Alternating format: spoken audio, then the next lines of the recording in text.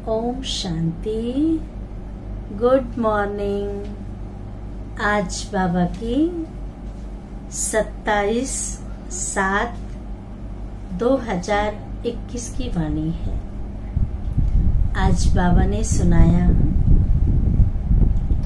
कि जब परमात्मा को याद करते हैं, शिव बाबा को याद करते हैं, तो याद से हमारी कट निकलती है, याद से हमारे पाप दग्ध होते हैं, याद से ही हमारी आयु बढ़ती है, याद से आत्मा के अंदर निखार आता है। तो याद करने में कभी भी गफलत नहीं करनी चाहिए। कई बार हम टाइम पास करते हैं, भी डायरेक्शन मिला है, योग करना है, तो योग में घंटा 2 घंटा तो बैठ गए, लेकिन बुद्धि कहाँ तक बैठी है? बुद्धि की एकाग्रता कहाँ तक है? मन का भटकना बंद हुआ कि नहीं? हमें समय पास नहीं करना है, टाइम पास नहीं करना है, लेकिन योग की गहराई में कितने गए? कहते हैं जितना सागर के तले में जाएंगे, वहां से रतन मिलेंगे। परमात्मा की याद की गहराई में जाएंगे, उतने ही आपको हीरे मोती मिलेंगे। हीरे मोती अर्थात ज्ञान की गहराई में जाएंगे, योग की गहराई में जाएंगे, तो अमूल्य रतन मिलेंगे। वो अमूल्य रतन हमसे कोई छीन नहीं सकता, कोई चुरा नहीं सकता। इसलिए बाबा ने कहा योग का महत्व दो। शारीरिक योग का महत्व देते हैं, व्यायाम करते हैं, उसके लिए घंटों लगा देंगे, एक्सरसाइज करते हैं, लेकिन मन जो परेशान है, मन जो दूषित हो गया है, मन जो परमात्मा के खिलाफ हो गया है, खिलाफ अर्थात उसे जानते नहीं है। उसे जानकर पहचान कर उससे कनेक्ट हुए, उससे कनेक्शन रखें। इसलिए गीता में लिखा है, हे अर्जुन तुम कर्म योगी हो। आज हम कर्म को अलग, योग को अलग करते हैं। योग लगता ही नहीं है। और जिस कार्य में प्रभु की याद हो, चाहे वो कोई भी कार्य हो, चाहे खाना बनाने का कार्य हो, सब्जी काटने का कार्य हो, बर्तन मांजने का कार्य हो, सफाई का हो, भाषण का हो या खाने का हो, लेकिन जब तक शिव बाबा की याद में नहीं करेंगे, वो कार्य सफल नहीं होगा।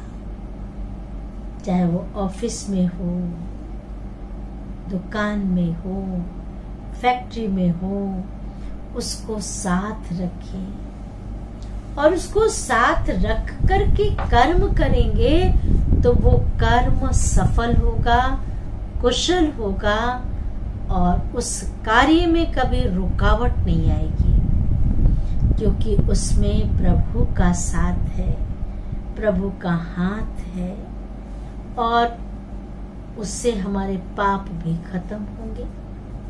खत्म भी होंगे, पिछला और आगे के लिए बनेगा नहीं।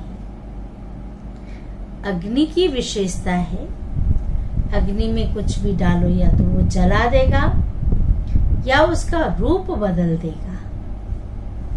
सोने को डालता है ना सुनार, रूप बदल जाता है।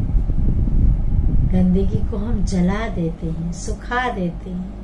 सूर्य की किरणें क्या करती, यही तो करती है ना।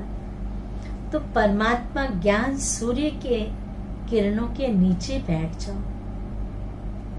हमारे 63 जन्मों के जो पाप कर्म है, जो विकर्म है, यो याद की अग्नि से ही खत्म होगा और आगे के लिए बनना भी नहीं है, बनेगा भी नहीं। और एक बाबा ने पूछी कि बाप से बेहद का वर्षा लेने के लिए कौन सी युक्ति रची, कौन सी युक्ति बताई है जो चारों तरफ माया के विघ्न हो, लेकिन उसमें भी हम विजय प्राप्त कर लें। बाबा ने कहा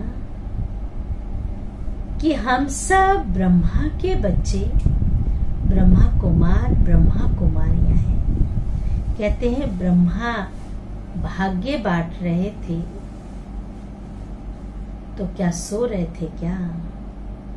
छन्नी लेके गए थे क्या? नहीं। तो ब्रह्मा कुमार और ब्रह्मा कुमारी बनने के बाद एक राजा का बच्चा राजकुमार और राजकुमारी कहलाता है। राजकुमार और राजकुमारी, क्योंकि वो राजा का बच्चा है। हम ब्रह्मा के बच्चे हैं। ब्रह्मा ने सृष्टि रची, संकल्पों से सृष्टि रची। ब्रह्मा के 1000 भुजा दिखाया, ब्रह्मा को कमल पुष्प के ऊपर दिखाया, ब्रह्मा को वेद शास्त्रों का ज्ञाता दिखाते हैं, वेद शास्त्र हाथ में दिखाते हैं। ये सिद्ध करता है कि हम उस प्रजापिता ब्रह्मा के बच्चे ब्रह्मा कुमार, ब्रह्मा कुमारी है। जैसे राजा का बच्चा राजकुमार, राजकुमारी भाई बहन है, तो ब्रह्मा के बच्चे ब्रह्मा कुमार, ब्रह्मा कुमारी भाई बहन है। फिर उनकी दृष्टि खराब नहीं हो सकती। कभी भी भाई बहन की दृष्टि खराब नहीं होती। तो आत्मिक दृष्टि से देखेंगे तो कभी भी उनकी क्रिमिनलाई होगी नहीं। मंदिर में खुद भी तो जाकर के कहते हैं, पति पत्नी भी भगवान के सामने जाकर स्पष्ट बोलते हैं, भगवान तुम मात पिता हम बालक तेरे। पति भी वही, पत्नी भी वही बोलते हैं। लेकिन सृष्टि एक रंगमंच है। इस सृष्टि रूपी रंगमंच पर हर एक पार्टधारी है और हर एक अपना अपना पार्ट बजा रहा है।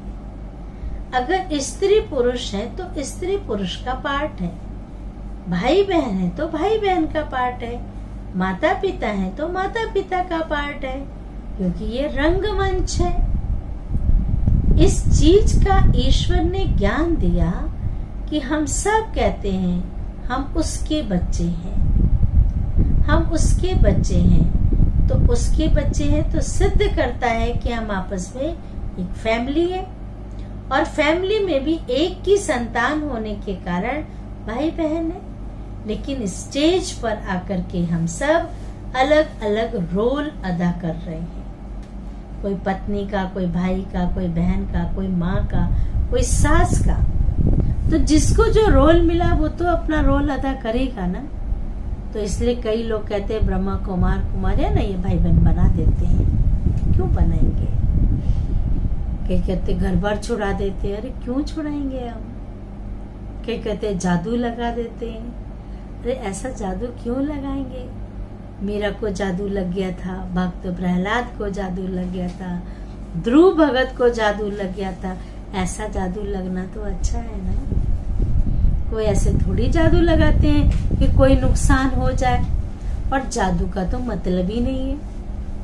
आप देखिए मार्केट जाते हैं, किसी दुकान से बहुत अच्छा सामान मिलता है, अब बार बार वहां जाएंगे, दूसरा दुकान वाला क्या कहेगा, पता नहीं इसने क्या जादू लगा दिया, सारे ग्राहक वहीं जा रहे हैं। तो जिसको जो चीज मिल रही है, शांति सुख आनंद, की इच्छा थी वो मिल रहा है। जादू की तो बात ही नहीं है, क्यों घर बार छुड़ाएंगे। भगवान कहते गृहस्थ को आश्रम बनाओ। आज लोग गृहस्थ से आश्रम में आते हैं शांति के लिए, प्रेम के लिए। अगर गृहस्थ में वो शांति प्रेम आ जाए तो आश्रम बन जाएगा, तो घर छोड़ने की जरूरत ही नहीं है। ना तो भाई बहन बनना है, ना गृहस्थ छोड़ना है, तो ना ही कोई जादू है। तो अभी हम सुनते हैं बाबा की वाणी। सार है मीठे बच्चे, योग बल से ही आत्मा की कट निकलेगी। कट माना जंग, जो विकारों की कट है वो निकलेगी। इसलिए योग में कभी भी गफलत नहीं करो, टाइम वेस्ट नहीं करो, गफलत नहीं करो। प्रश्न है, बाप ने बच्चों को बेहद का वर्षा लेने के लिए कौन सी युक्ति बताई जिसमें माया चारों तरफ विघ्न डालती है। उस युक्ति से चलने में माया विघ्न डालती है। उत्तर है, बाबा ने युक्ति बताई कि बच्चे तुम ब्रह्मा कुमारियां, एक बाप के बच्चे आपस में भाई बहन हो। तुम कभी क्रिमिनल असॉल्ट नहीं कर सकते। भाई बहन विकार में जा नहीं सकते। भाई बहन एक रिश्ता ही ऐसा है जो कहते ही पवित्रता की खुशबू आती है, पवित्रता की वाइब्रेशन बनते हैं। तो बाबा ने कहा भाई बहन विकार में जा नहीं सकते। तुम्हें शिव बाबा की मत पर चलकर बेहद का वर्षा लेना है। बाप की मत पर चलकर बेहद का वर्षा लेना है, परंतु माया कम नहीं है। चारों तरफ इसमें ही विघ्न डालती है। हम भाई बहन हैं, एक बाप से वर्षा लेते हैं, यह भूल जाते हैं। गीत है, गीत भी बहुत सुंदर है। तुम्हें पाके हमने जहां पा लिया, जमी तो जमी आसमां पा लिया। धारणा के लिए मुख्य सार है, पहली पॉइंट, कर्मातीत अवस्था को प्राप्त कर, कर्मातीत अवस्था को प्राप्त कर वापस घर जाना है। वापस घर जाना है, परंतु जाएंगे तब जब आत्माओं का आना बंद होगा। परम धाम का एक ही गेट खुला है, घर ऐसे बीच में नहीं जा सकते। जब सारी आत्माएं आ जाएंगी तो जाना शुरू हो जाएगा। इस विस्तार को बुद्धि में रख, एक बाबा को प्यार से याद करना है। दूसरी पॉइंट है, ज्ञान की रोशनी मिली है, ज्ञान प्रकाश है, रोशनी है, इसलिए निश्चय बुद्धि बन बाप से पूरा वर्षा लेना है। निश्चय बुद्धि बन बाप से पूरा वर्षा लेना है। कहाँ भी रहते याद के बल से, चाहे घर गृहस्थ में रह रहे, चाहे सेंटर पे रह रहे हैं, कहाँ भी रहते याद के बल से आत्मा को सतो तमो प्रधान से सतो प्रधान बनाने का पुरुषार्थ करना है। खुद भी बनना है और दूसरों को भी बनाना है, पुरुषार्थ करना है। वरदान है, अपनी संपूर्णता के आधार पर, अपनी संपूर्णता के आधार पर समय को समीप लाने वाले, समय को समीप लाने वाले मास्टर रचयिता भव, मास्टर रचयिता भव। विस्तार है, समय आपकी रचना है, समय आपकी रचना है। बहुत अच्छा वरदान है, आप सब ध्यान से सुनेंगे। आप मास्टर रचयिता हो, समय आपकी रचना है, आप मास्टर रचयिता हो। रचयिता रचना के आधार पर नहीं होते। माँ बाप बच्चों के हिसाब से नहीं चलते हैं, बच्चे माँ बाप के हिसाब से चलते हैं। रचयिता रचना के आधार पर नहीं होते, रचयिता रचना को अधीन करते हैं। समय आपकी रचना है, इसलिए क्या करना है, या कभी भी यह नहीं सोचो कि समय आप पे ही संपूर्ण बना देगा। रचना है ना, समय आप पे ही संपूर्ण बना देगा। आपको संपूर्ण बन समय को समीप लाना है।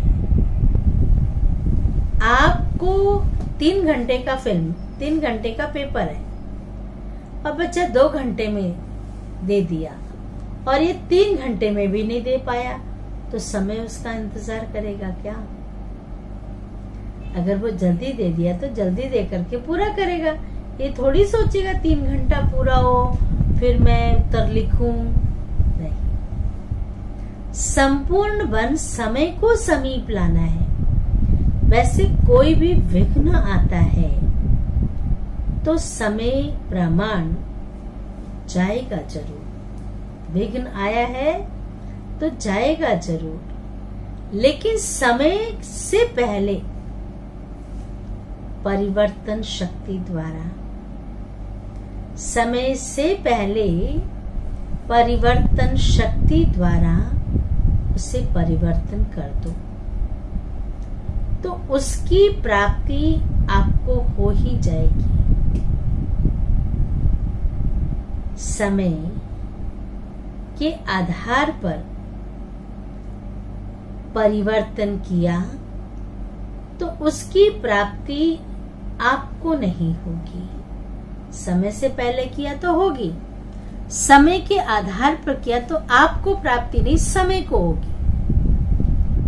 मार्क्स समय को मिलेगा। स्लोगन है, कर्म और योग का बैलेंस रखने वाले, कर्म और योग का बैलेंस रखने वाले ही सच्चे कर्म योगी हैं। अच्छा, ओम शांति, ओम शांति, ओम शांति।